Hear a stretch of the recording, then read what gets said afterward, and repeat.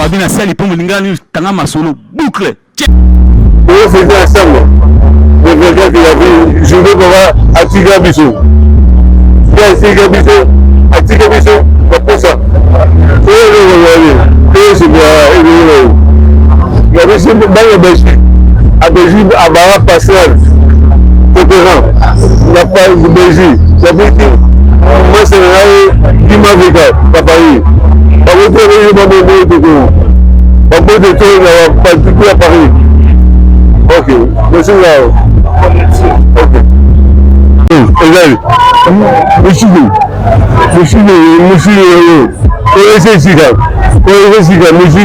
tout le bâtiment qui a Paris d'ailleurs, monsieur le micro. Il y a beaucoup de régies. Avec le récit micro. Ok. Micro. C'est cigare, Yumba. C'est cigare, Yumba. Le cigare de Yumba.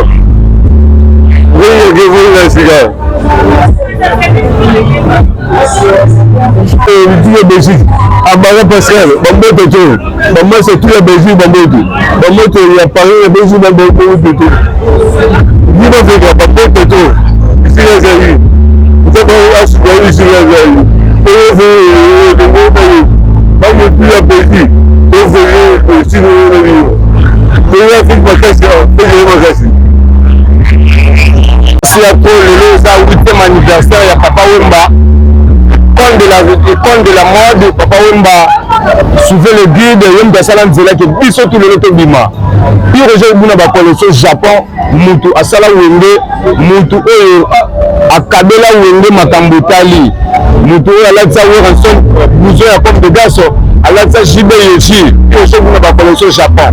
Papa Wemba tire la forme. Là il m'a retiré la forme. Donc il est déjà 8e anniversaire papa. Il y a des villageois, tout le monde local que j'allais à Zabka du Pôle.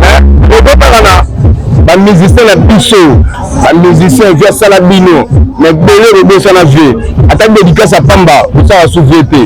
L'ingratitude de Konanabe, le Babouno. L'ingratitude de Konanabe, le Ranson. Massale Pioje, Boulom, Salaki, les Léopos à la Guerre Ranson, le beau Sanaye. Attends, ma belle Zali, ma belle, il y a parlé, ma bombe, on va bien s'arrêter, Bandadi. Regret na Weranson, regret na JB.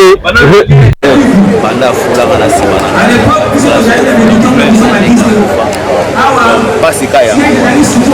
Mais c'était vraiment quelque chose qu'il fallait. De génération en génération, éthique à la Ranango. Donc, moyen de ça, mais malgré nous sommes ailleurs, n'est plus groupe qui sont tout ça là. Orchestre na biso comme on a Bana Viva. Parce que nous sommes les princes du village Molokai. Tozali ba héritier, il y a Papa Wemba. Quand on parle de Pompon Miyake, on parle de Stella Wom, on parle de Daddy Play, on parle d'Apokate. Donc, Bana Oeba Outi na Viva. C'est Bana ya Viva. Je comprends. On n'est pas loin de notre maison. Tozaka na kati ya village Molokai. La preuve, le lobi sont moi le logo. Bana Molokai. Boya tosenga na Nzambe alimbisa bango na mabe basala babomelanga lenkurue ekomama na Biblia ke na ntangongo ya nsuka botosi ekozanga pana epai ya bakulutu okamwa nive totanga 2 Timothée chapitre 3 mamunu we aibwala veongo. Je vous en prie. Amor.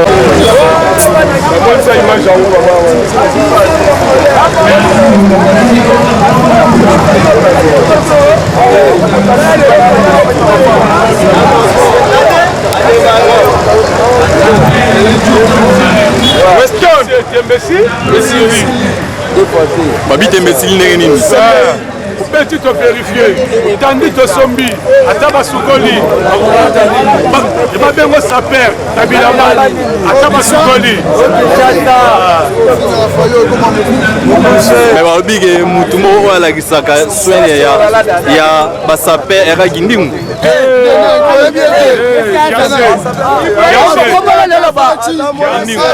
Kindoki, comme la Kindoki. Avinga Kafali. Jassé.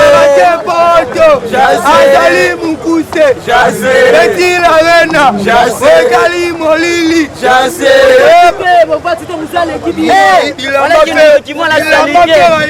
mwana mukuse wana omuloko munene mwana na mukuse muloko munene wana utayi nongo weza Kishasa sofinga wafala otikala mukuse weza Kishasa mais Moninga ana visa na 5 ans ya bango azui visa 5 ans ya biso miziki ya fali ipupa Moninga azui visa 5 ans ya wana Holanda Muzeki Ndingu inongo agena Uganda Naba sisi ba concert te. Aolanda na concert mususu. Petit wana aza innocent et puis c'est un taureau sans allure.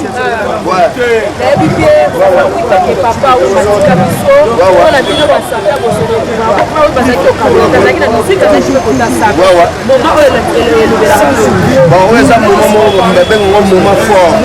Vous comprenez? Donc le papa ouais. Il y a un peu de là.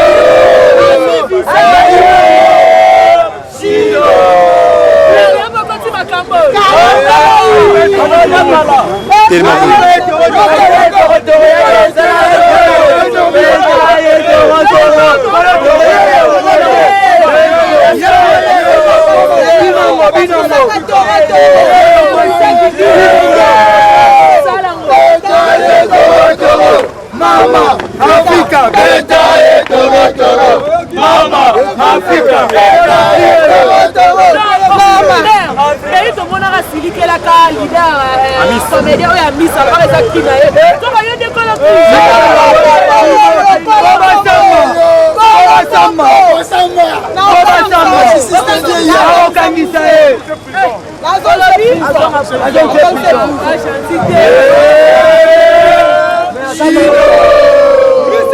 Et puis comment ça n'a été Kindingu ata munoko munene lokola ngando.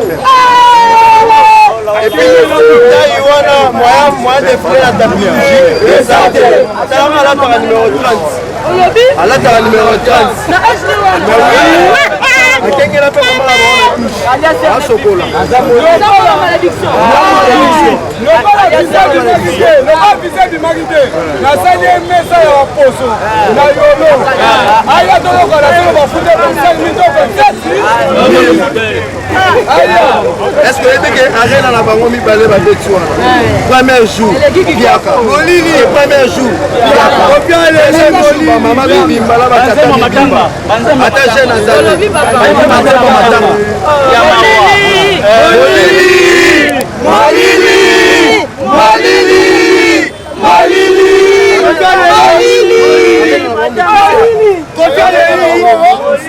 Arrête la bango, Mukuse.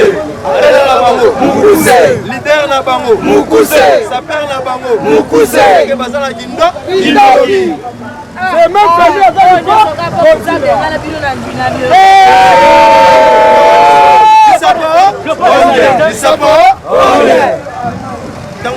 le pas. Est-ce que moi là ça là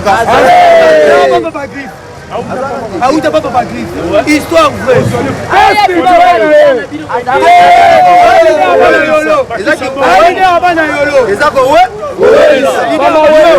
Petit qui ligne, qui va la combat le pas. La vie vous a rendu. Ok, la maman a bien la touche. La combat le pas. Donc on qui ça eux. Mama, Fika,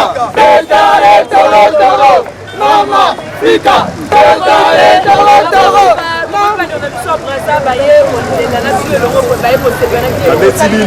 Babeti Bino. Pataboisa Babeti Bino. Balati ma costume à pasteur. Balati ma costume à pasteur. Pataboisa Babeti Bino. Costume à verre. Comment costume à verre? Bango balati. Ma costume papa ne mazola. Mazola. Brasavila ko lata. Pasteur Mike Ambai. Est-ce que Brasavila ko lata? Brasavila ko lata. Mike na Moïse nani frère? Pasteur. Mike Alambai. Mike na Moïse nani frère? Pasteur. Mike Alambai.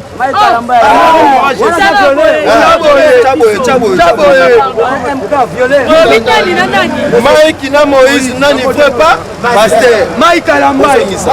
Mike na Moïse nani frère pas? Pasteur. Mike Alambai.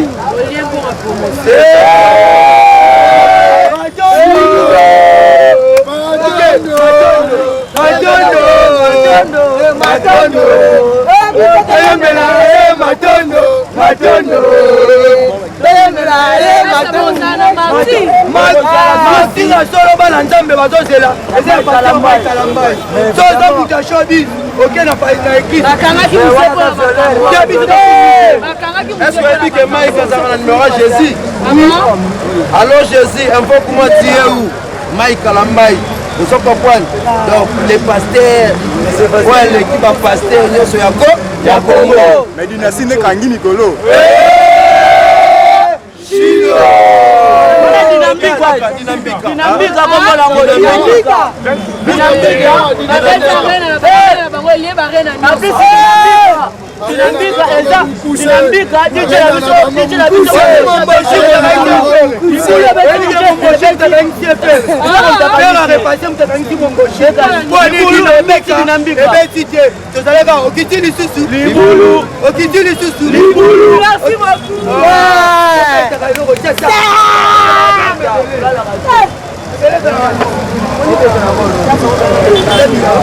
Toujours la façon de recruter, il doit la faire.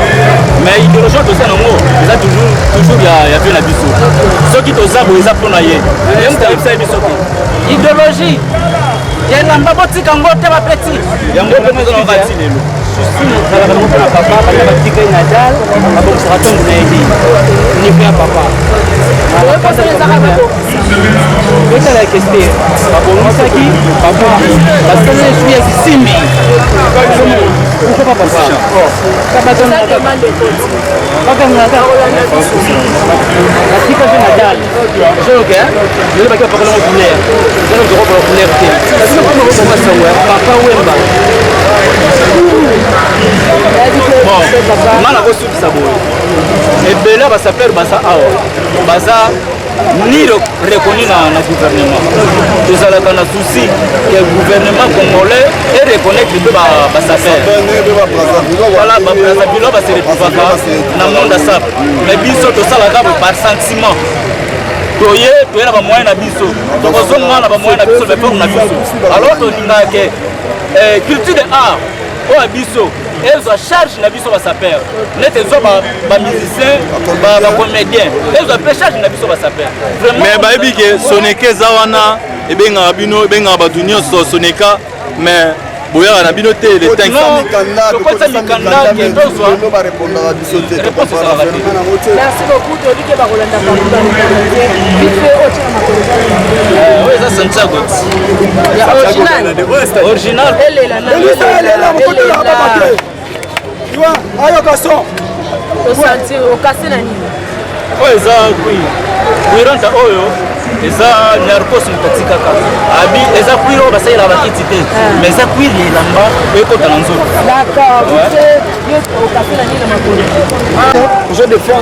Je vous rappelle que M. Constant Omari, bien que sportif, est également un grand culturel. J.B. Piana l'a surnommé l'homme moderne. Lui qui a été à l'époque président de la Fédération congolaise de football association. Merci.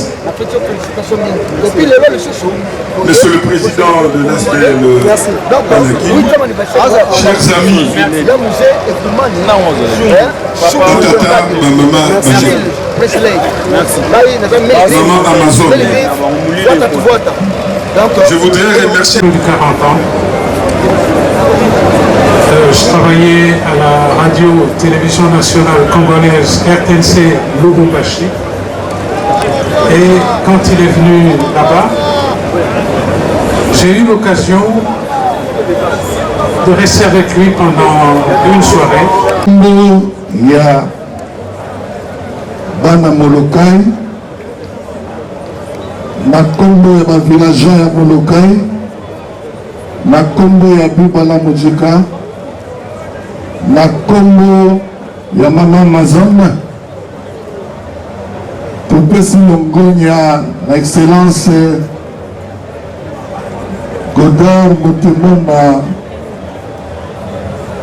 ministre Abissa Yamin, président Yabanakim, Bopete Lana Maboko Makasi, Makasi, Makasi. Ce qui n'a pas boyé parce que l'événement monnaie les Oyo et Kosandisa Bisso de Tozali Awa. Banakini Nyonso, Nayemoko, président, Bazosala Makasi Fotokutana Awa. Pe lelo tokutani lisusu mpona mwa témoignage moke na kozala bolai te parce que tolekaka déjà na batélévision totemonaka ndenge nini tobanda.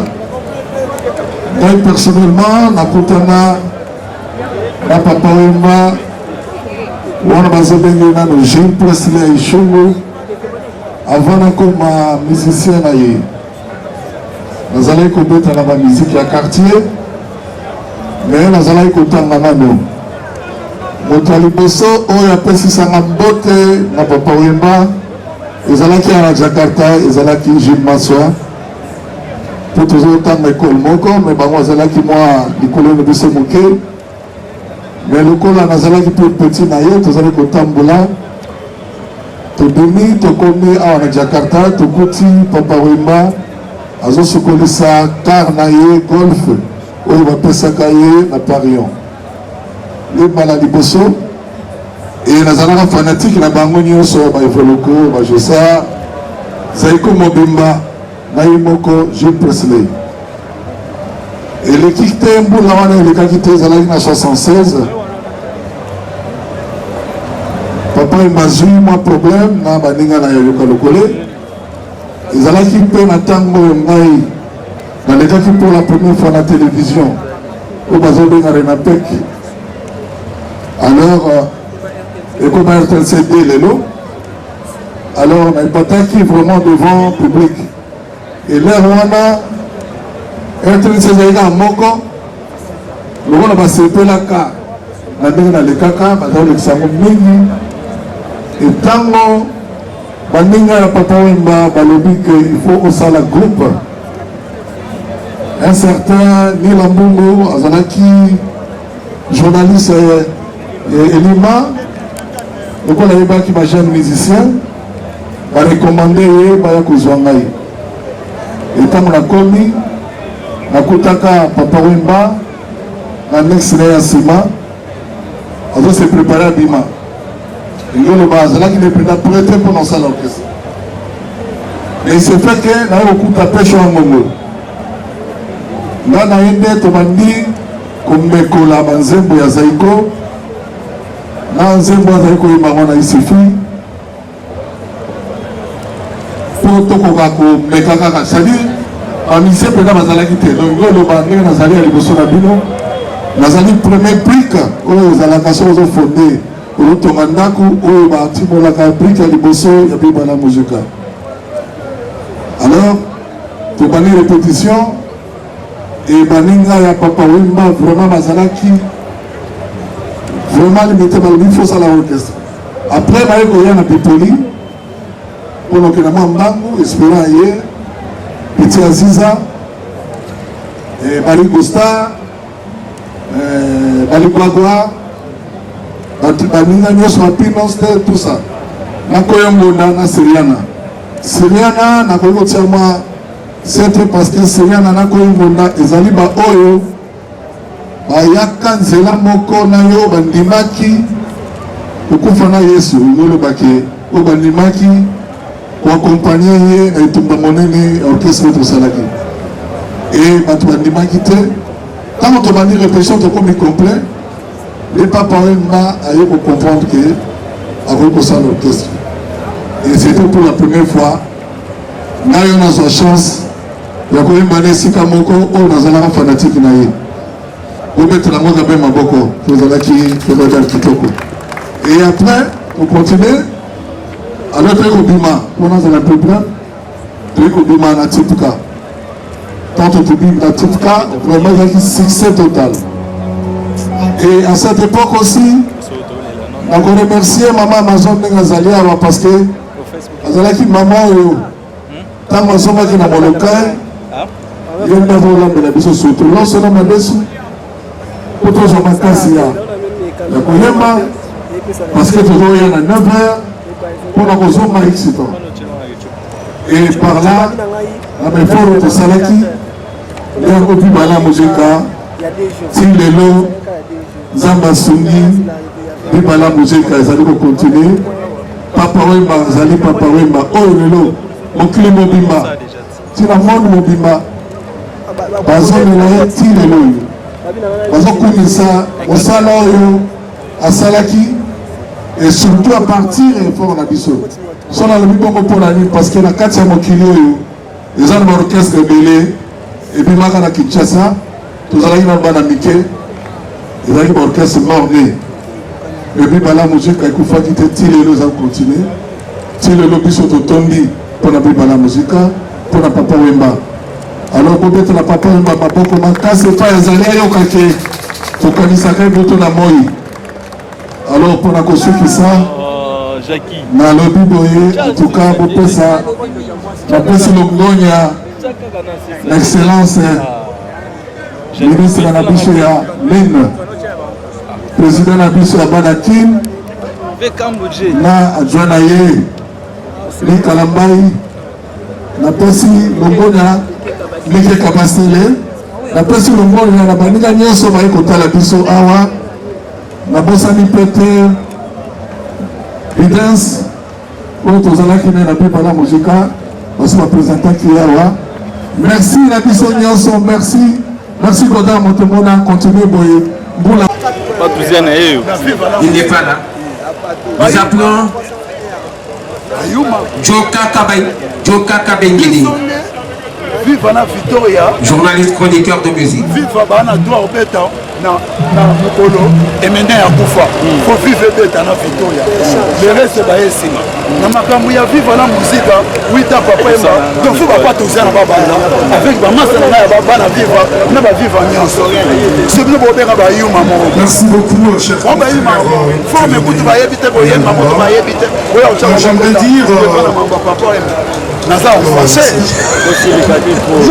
non fâché n'est pas fâché pour dire attends on va dire papa m'a fâché et maintenant a fâché pour comment je suis dans mon quartier pas douzième ça c'est chez moi j'aimerais vous remercier il y a Sandal et mon anaté il y a Sandal et mon anaté Papa Wemba n'est plus unique il y a semaine Papa Wemba est une légende planétaire Aujourd'hui, c'est un plaisir que je prends la parole pour témoigner de cet esprit. Parce qu'au fait, Papa Wemba n'est plus le jour où il a rendu l'âme, il est devenu immortel. Yodia Kadibimpa. Mais avant, aujourd'hui ce moment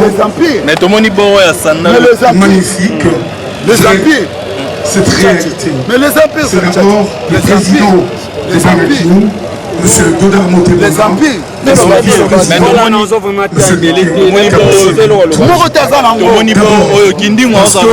ont une idée géniale d'honorer Papa Wemba avec ce monument qui aujourd'hui c'est comme un pèlerinage à la Mecque.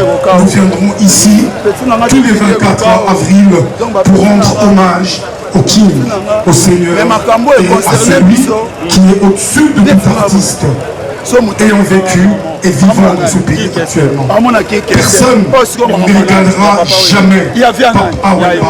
Parce qu'aujourd'hui, quand on parle de la world music, c'est lui qui a jeté les jalons. Mais malheureusement, ce soir, je suis triste parce qu'il a tellement posé pour qu'aujourd'hui, la rumba devienne patrimoine immatériel à l'UNESCO, mais il n'est pas là pour voir ce qu'il a fait. Je vous demanderai tous d'applaudir très fort ce grand monsieur Papa Wemba et je vous dis merci. Merci beaucoup, Djoka. Nous appelons M. Constant Omari. Tomoni bino awa le temps que awa et pas ya papa na monument papa awa. Robin. Ouais, monument à papa le 8e anniversaire il y a papa. Beaucoup sont appelés, mais sont élus. Balobi histoire et banana molokai. Ah oui. Na katsa molokai, c'est na katsa molokai. Donc de ambiba na kinkole mombele. Lubefu Sankuru, la biso, bana ya papa. Donc il était comme papa Lobaki, bien rasé, bien habillé, bien parfumé. Mais bête na bachombo bata na bilamba ebele balati, tina kwani tina donc yebi baba. Salara maté so bana yo so so bakinwa 49 mpe na makamba forme.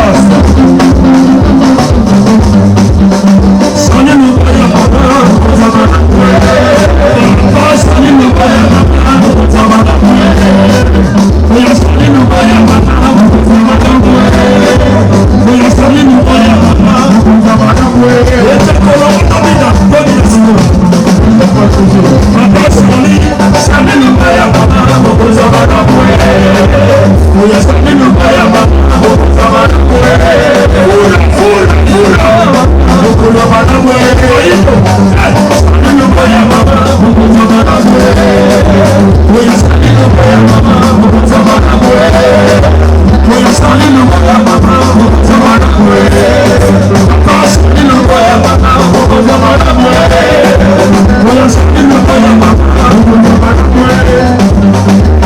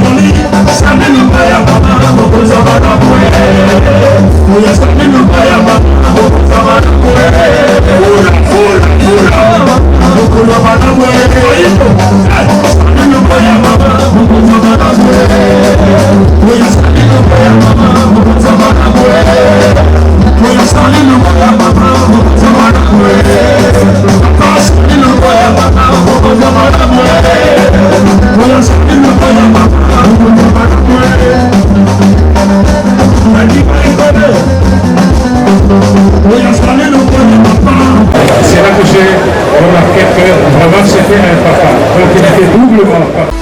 Babina Sali pour Mulingani, Tanga Masolo, boucle.